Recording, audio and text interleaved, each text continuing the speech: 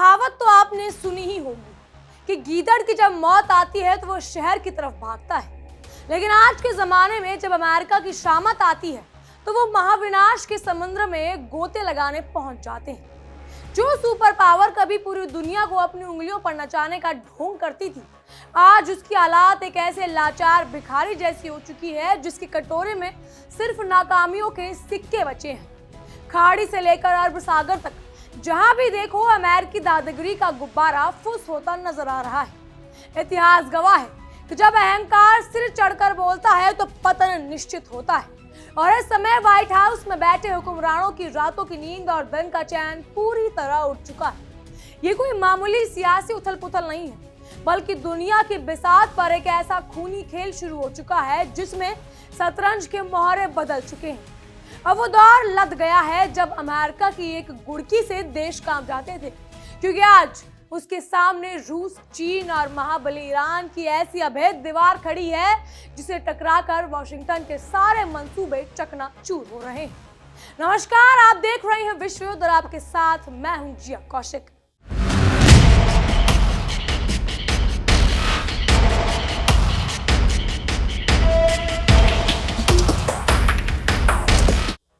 अरब सागर की लहरों में डूबा वो अमेरिकी हेलीकॉप्टर कोई मामूली हादसा नहीं, बल्कि सुपर पावर के ताबूत में ठुकी वो आखिरी कील है जिसने पेंटागन के गुरूर को सरेआम समुद्र में दफन कर दिया है। एक तरफ ईरान के खौफनाक ड्रोनों ने दहशत मचा रखी है, तो दूसरी तरफ रूस चीन की सीक्रेट न्यूक्लियर जुगलबंदी। आज अमेरिका की हालात उस लाचार भिखारी जैसी हो चुकी है जो मिडिल ईस्ट के चौराहे पर अपनी डूबती शाख की भीख मांग रहा है। अब वो दौर जा चुका है जब वॉशिंगटन की गुड़की से दुनिया कांपती थी। आज ईरान की मर्जी के बिना खाड़ी में एक पत्ता तक नहीं हिल सकता, और अमेरिका का अजय ढोंग होना हमेशा हमेशा के लिए मटिया मीट हो चुका है। अब समुद्र का सीना चीर कर एक ऐसी सनसनीखेज खबर सुन लीजिए जिसने पेंटागन के बड़े बड़े जनरलों के पसीने छुड़ा दिए। अरब सागर की लहरों के बीच अमेरिका का गुरूर माने जाने वाला बेहद आधुनिक और करोड़ों डॉलर का MH-60S सीहॉक हेलीकॉप्टर भरभरा कर पानी में गिर गया और उसे बेहद शर्मनाक हालत में इमरजेंसी लैंडिंग करनी पड़ी। इस भयानक हादसे में अमेरिकी क्रू मेंबर का एक अता पता भी नहीं, और वो समुद्र की गहराइयों में कहीं लापता हो चुका है, जबकि बाकी 3 को जैसे तैसे अधमरी हालत में बाहर निकाला गया। ये हेलीकॉप्टर अमेरिकी नौसेना के सबसे बड़े सूरमा और परमाणु ताकत की lace USS George H.W. Bush युद्धपोत पर तैनात था, जो अप्रैल महीने से पहले मिडिल ईस्ट में अपनी धौर जमाने के लिए मंडरा रहा था अमेरिका की तरफ से। लेकिन नियति का खेल देखिए, या जिस महाविनाशक पोत को दूसरों को डराने के लिए भेजा गया था, आज उसी के साए में अमेरिकी फौज अपने जवान की लाश ढूंढने के लिए दर दर ठोकरें खा रहे और पूरा नौसैनिक बेड़ा बस आंसू बहा रहा है। लेकिन रुकिए, कहानी में ट्विस्ट यहीं खत्म नहीं होता, क्योंकि अमेरिका भले ही इस घटना को एक तकनीकी खराबी का नाम देकर अपनी इज्जत बचाने की भीख मांग रहा, पर असलियत तो कुछ और ही बयान कर रही। ये हाल ही के हफ्तों में पश्चिम एशिया के तपते रेगिस्तान और समुद्र में अमेरिकी सेना की पीठ पर लगा दूसरा करारा तमाचा है, जिसमें उसकी पूरी सुरक्षा व्यवस्था की धज्जियां उड़ चुकी है। आपको याद ही होगा कि अभी जून की शुरुआत से ही कुछ कैसे महाबली ईरान ने अपने एक सिंगल आत्मघाती ड्रोन से अमेरिका के सबसे खतरनाक माने जाने वाले अपाचे हेलीकॉप्टर को आसमान में ही चीरते हुए कबाड़ में तब्दील कर दिया था। उस वक्त तो अमेरिका ने खिसकियानी बिल्ली खम्मा नोची वाली कहावत को सच करते हुए ईरान पर जवाबी कार्रवाई का खोखला नाटक रचा था, लेकिन इस बार तो ईरान के खौफ और उसकी रणनीतिक घेराबंदी ने अमेरिका को इस कदर घुटनों पर ला दिया कि वहां वो खुलकर किसी पर आरोप लगाने की हिम्मत तक नहीं जुटा पा रहा।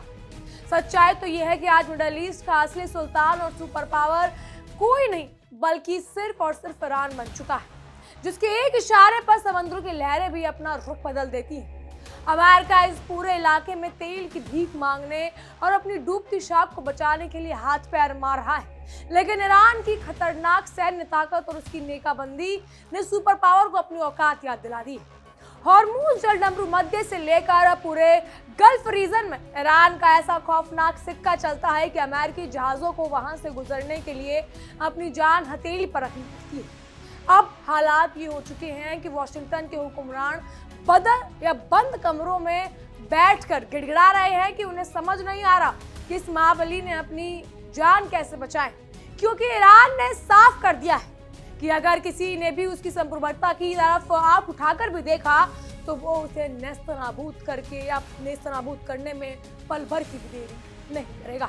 अब जरा रुक करते हैं उस सबसे बड़े और सबसे डरावने सीक्रेट का, जिसने पूरी पश्चिम दुनिया और यूरोप के देशों की रूह को कपा कर रख दिया है और जिसकी भनक लगते ही नेटो देशों की सिटी पिटी गुम हो गई। बीजिंग के एक बेहद सुरक्षित और सुपर सीक्रेट मिलिट्री बेस से कुछ ऐसा पुख्ता और सनसनीखेज दस्तावेज लीक हुए हैं जिन्होंने साफ कर दिया है कि पर्दे के पीछे दुनिया को राख के ढेर में बदलने के लिए एक महाविनाशक तैयारी चल रही है। शी जिनपिंग और व्लादिमीर पुतिन की जोड़ी ने मिलकर एक ऐसा खौफनाक चक्रव्यूह रचा है जिसके तहत चीन की धरती पर रूस के करीब 200 टॉप चुनिंदा सैनिकों को परमाणु, जैविक और रासायनिक युद्ध यानी न्यूक्लियर और केमिकल वॉर की बेहद घातक और डार्क ट्रेनिंग दी जा रही है। ये कोई आम मिलिट्री ड्रिल नहीं, बल्कि बीजिंग के बंकरों में 3 हफ्तों तक चले इस गुप्त कोर्स में चीनी ट्रेनर्स ने रूसी फौज को परमाणु रिएक्टर के मॉडल के जरिए समुद्र और चीन या समुद्र और जमीन पर रेडिएशन फैलाने और जहरीली हवा के हमलों से तबाही मचाने के लिए वो अचूक गुरु सिखाया है जिन्हें देखकर ही किसी के भी रोंगटे खड़े हो जाएंगे। एक खोजी रिपोर्ट ने इस महाविनाशक ट्रेनिंग का भांडाफोड़ किया है। वैसे ही पूरी दुनिया में तहलका मचा हुआ है और खुद को शांति का मसीहा बताने वाला चीन चूहे की तरफ बिलबिला उठा है। यूरोपीय संघ की विदेश नीति प्रमुख काजा क्लास ने जब दहाड़ते हुए इस बात की पुष्टि की कि चीन की सरजमीन पर ही रूस को परमाणु युद्ध के मंत्र दिए गए तो बीजिंग का पाखंड सरेआम बेनकाब हो गया। वो तुरंत विक्टिम कार्ड खेलते हुए इस युद्ध को बदनाम करने की साजिश रचने लगा। लेकिन कहते हैं ना कि चोर की दाढ़ी में तनका। चीन चाहे जितनी भी सफाई दे ले, पर उसके सीक्रेट बंकरों के भीतर चल रहा खूनी खेल अब दुनिया के सामने आ चुका है।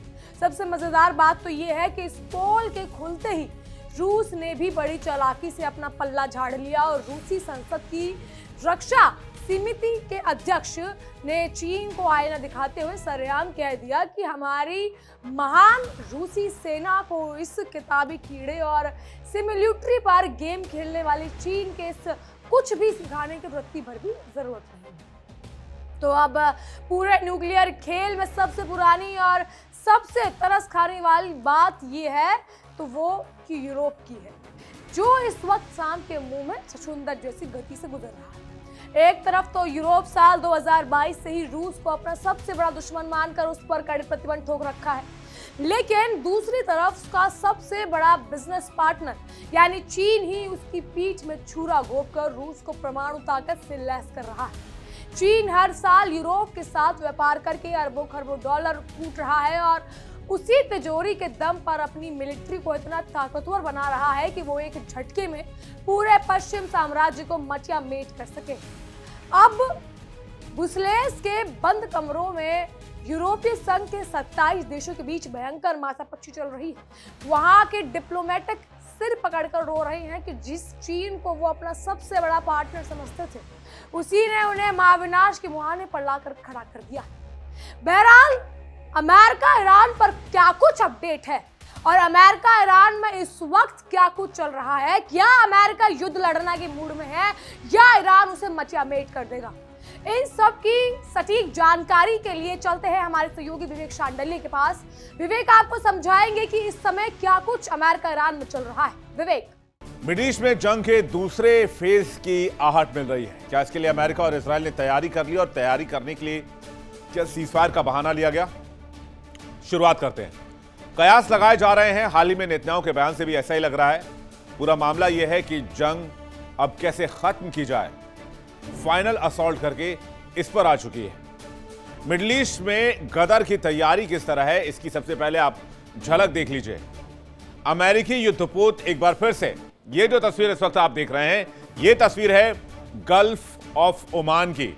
और गल्फ ऑफ ओमान से ये जो जहाज है, अमेरिकी युद्धपोत है, ये जा रहा है सीधे पर्शियन गल्फ की तरफ थ्रू होर्मुज और कहते हैं युद्धपोत ईरान की तरफ बढ़ रहा है, जो खबर मिल रही है।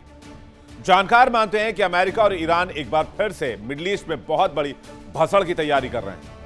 दरअसल मिडिल ईस्ट में जंग के बीच 110 दिनों के संघर्ष के बाद अमेरिका थक चुका था, मिसाइलें खाली हो चुकी थी। 110 दिन में संघर्ष में कोई जीत नहीं मिली, युद्ध डेडलॉक में फंसता नजर आ रहा था। अमेरिका के जहाज गिरे, अमेरिका के युद्धपोत डूबे।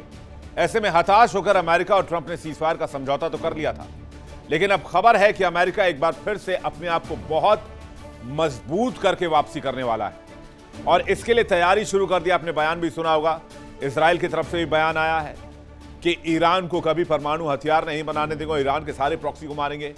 डोनाल्ड ट्रंप ने कहा है कि ईरान का भूगोल बदल देंगे। यह बयान हवाई नहीं है। इजराइल और अमेरिका मिलकर एक बार फिर ईरान पर हमला करने की प्लानिंग कर रहे हैं और शायद अगले हफ्ते यह खबर आप तक पहुंच भी जाए। रक्षा जानकार मानते हैं या तो आयतुल्लाह अली खामनेई के सुपुर्दे खाक वाले समय में ही ऑपरेशन किया जा सकता है, क्योंकि हो सकता है कि उस समय मुश्तबा भी वहां मौजूद रहे और मोसाद और सीआईए के एजेंट्स भी वहां अपनी प्लानिंग में जुटे हुए हैं। और जब आयतुल्लाह अली खामनेई को सुपुर्दे खाक किया जाएगा, जिसके लिए सब लोग इकट्ठा होंगे, हो सकता है उस समय हमले शुरू हो जाएं और इसकी कयास, इसके होने की चांसेस लगातार बढ़ते जा रहे हैं। खबर है कि लंबी लड़ाई, आर्थिक नुकसान और युद्ध की वजह से वैश्विक तेल बाजार सप्लाई बाधित होने की वजह से 8 अप्रैल को ईरान, अमेरिका, इजराइल के बीच 2 हफ्ते के सीजफायर का ऐलान हुआ, लेकिन शुरुआत से ही डगमगाता रहा। स्ट्रेट ऑफ होर्मुज को लेकर ईरान और अमेरिका आमने सामने आ गए, दोनों तरफ से ब्लॉकेट लगे, जहाज जब्त हुए। फिर 17 जून को बड़ा मोड़ आया, जब ट्रंप और ईरानी राष्ट्रपति मसूद पेजेश्कियान ने इस्लामाबाद मेमोरेंडम पर दस्तखत किए, जो जंग को औपचारिक रूप से खत्म करने की दिशा में समझौता था। ट्रंप ने GC7 समिट के बाद वारसाई पैलेस में मैक्रों के डिनर के दौरान इसे साइन किया। डील साइन हुई, पर जमीन पर जंग नहीं रुकी। यहीं से गहमा गहमी का असली किस्सा शुरू होता है। कागज पर डील थी, लेकिन मैदान में गोलियां चल रही थी। सिर्फ 2 दिन बाद ही इजराइल ने लेबनान पर भारी हवाई हमले शुरू कर दिए और ईरान इसे सीजफायर का उल्लंघन बताने लगा। बीच बीच में होर्मुज में जहाजों पर हमले भी हुए और बाद में अमेरिका और ईरान में बमबारी और मिसाइल भी दागे गए। होर्मुज में एक बार फिर तनातनी, हमले के बाद दोहा में वार्ता के लिए दोनों देशों के प्रतिनिधि पहुंचे, लेकिन बात नहीं हो पाई। आशंका लगाई गई कि क्या वार्ता के बीच फिर से हमला होगा, क्योंकि जब जब वार्ता हुई तब तब अमेरिका ने ईरान पर हमले किए हैं। हो सकता है प्रेशर बढ़ाने के लिए क्या हो। अब इसकी टाइमलाइन भी आप देख लीजिए। अप्रैल 2025 ओमान की मध्यस्थता में बातचीत हो रही थी, लेकिन जून 2025 में अमेरिका ने ईरान पर हमला कर दिया और 12 दिन की लड़ाई लड़ी। फरवरी 2026 28 फरवरी को जिनेवा में यूएस ईरान में शांति वार्ता हो रही थी, लेकिन अमेरिका ने ईरान पर अचानक हमला कर दिया, जिसके बाद 110 दिन की लड़ाई लगभग चली। संघर्ष को अगर मिला दिया जाए, सीजफायर को मिला दिया जाए तो फिर जून 2026 यूएस ईरान में डील को लेकर वार्ता लगभग तय थी, लेकिन अमेरिका ने ईरान पर हमला कर दिया। 3 से ज्यादा ठिकानों पर लगातार बमबारी की। जुलाई 2026 आ जाइए, होर्मुज में टकराव को लेकर बातचीत जारी है। खबर है कि अमेरिका एक बार फिर से हमले की तैयारी में है और इजराइल भी हमले की तैयारी कर रहा है और यह जानकारी कहीं ना कहीं तेहरान को भी है। इजराइल ने भारी संख्या में अपने फाइटर जेट्स रेडी कर लिए हैं और एक और अंदर की खबर मिल रही है, वो ये कि इजराइल में अमेरिकी फोर्स बहुत बड़ी संख्या में उतरे हैं, जिसमें 82 एयरबोर्न यूनिट के जवान हैं, जो किसी भी तरह के ऑपरेशन को अंजाम देने की काबिलियत रखते हैं। अगर उनसे कहा जाए कि ईरान में घुसना है, खार्ग आइलैंड कब्जा में लेना है, तो वो 82 एयरबोर्न यूनिट ये काम करने में सक्षम है। और आपको एक और बात बता देते हैं, ये वो यूनिट है जो दुनिया के किसी भी कोने में महज 18 घंटे के अंदर डिप्लॉय की जा सकती है। इसके अलावा इजराइल में बड़ी संख्या में अमेरिकी फाइटर जेट्स भी उतारे गए हैं। इजराइल ने भी लेबनान और ईरान में हमले करके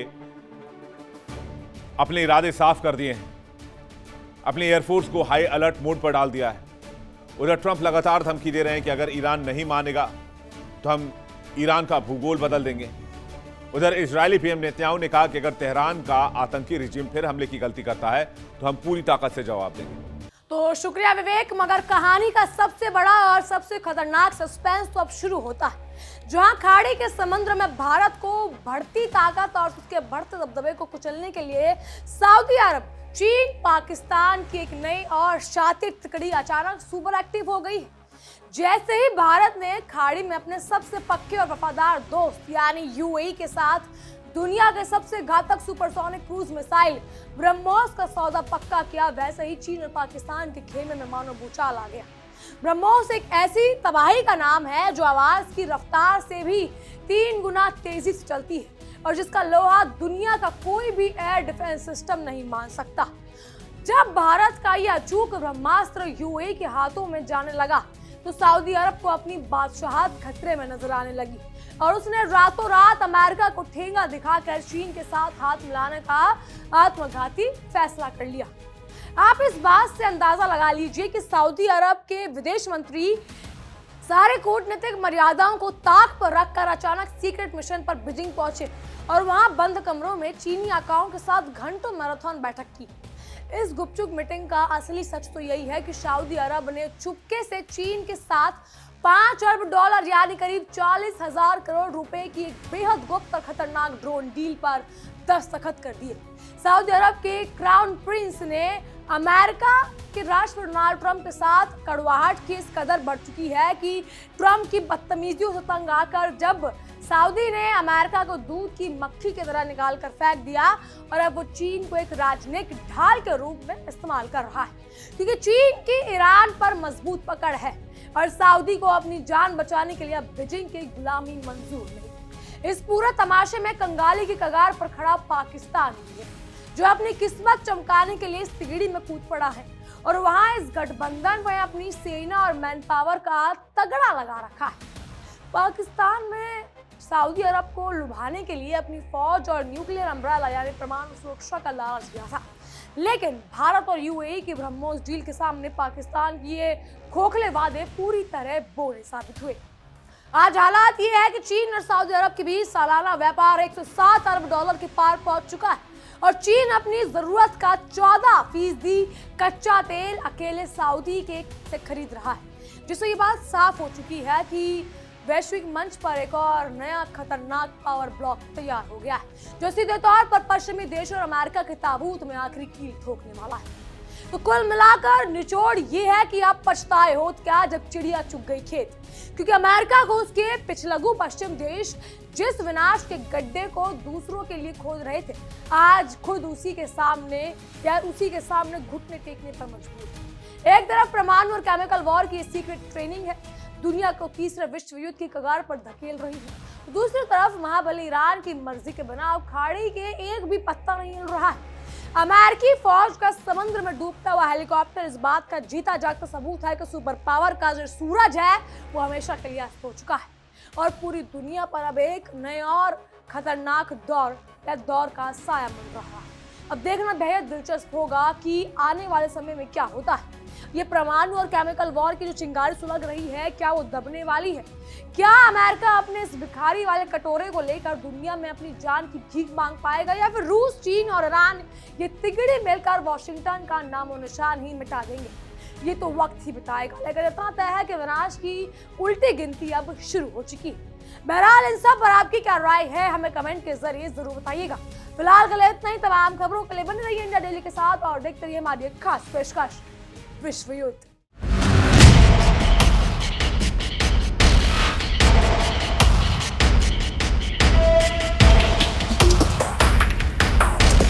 देखिए इंडिया डेली 24/7 अब आपकी स्मार्ट टीवी पर।